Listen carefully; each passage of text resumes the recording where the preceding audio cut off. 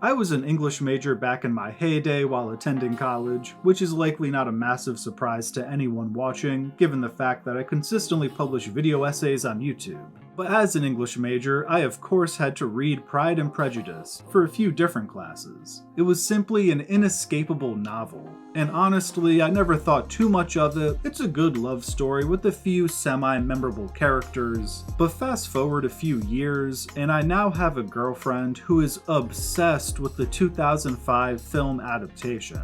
And she was absolutely outraged to find out that I had never even watched it.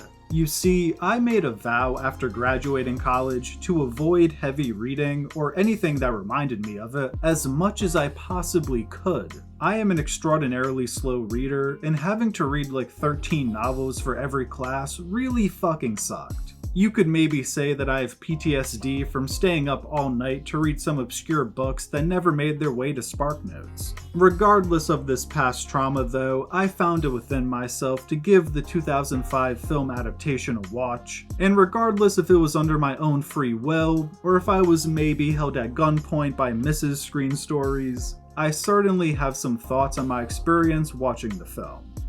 And right off the bat, I have to admit that watching this story is just a far superior experience than reading it was. Now, maybe you should take this opinion with a grain of salt, given the fact that I have the reading speed of a tortoise, but I think there's just something about getting to see the visuals of this era on the big screen that really transports you into the setting. And Joe Wright does a phenomenal job behind the camera. I particularly enjoy his long take sequences and admire just how much is happening on screen during many of them.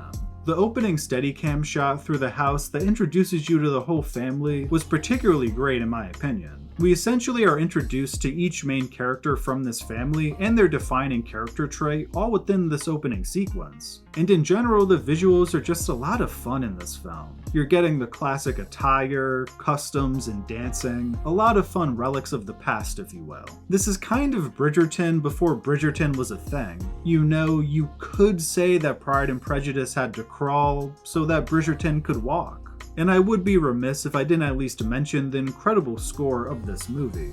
It is a really romantic and sweeping score that fits exactly what this adaptation is going for.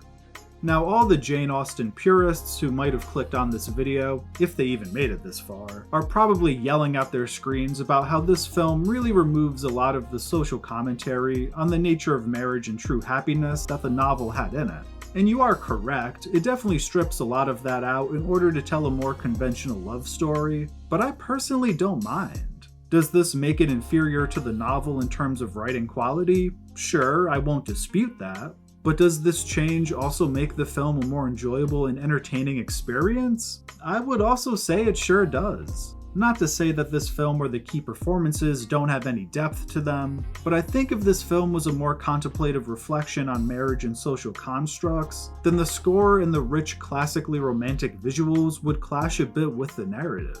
So yes, if you want me to put on my critical reviewer hat and really narrow down which version of the story is quote-unquote superior, in terms of objective writing quality, it is the novel. But if you want me to be honest, I just liked the movie more. It was a way more enjoyable experience, and no, Keira Knightley's insane beauty is not impacting my opinion in any way. Why would you even suggest that?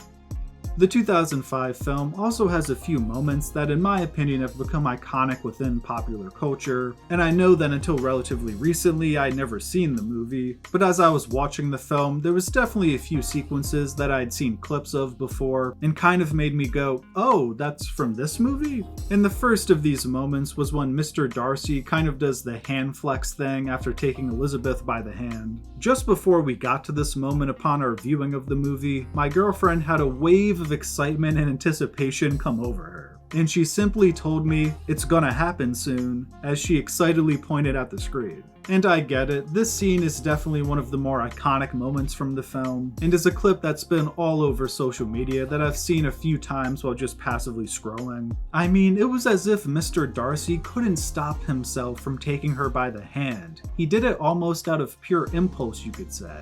And the look on both Elizabeth's and his face says it all. The moment was so electric, he just couldn't stop himself from twitching his hand. And the other two scenes that stuck out to me in this way was the first proposal scene in the rain, and the final scene of the film where Mr. Darcy just calls Elizabeth Mrs. Darcy over and over again. And the key thing with these two scenes is the setting and atmosphere. I mean, look at the lighting in the final scene, y'all. You can't tell me that this isn't the most romantic movie lighting of all time.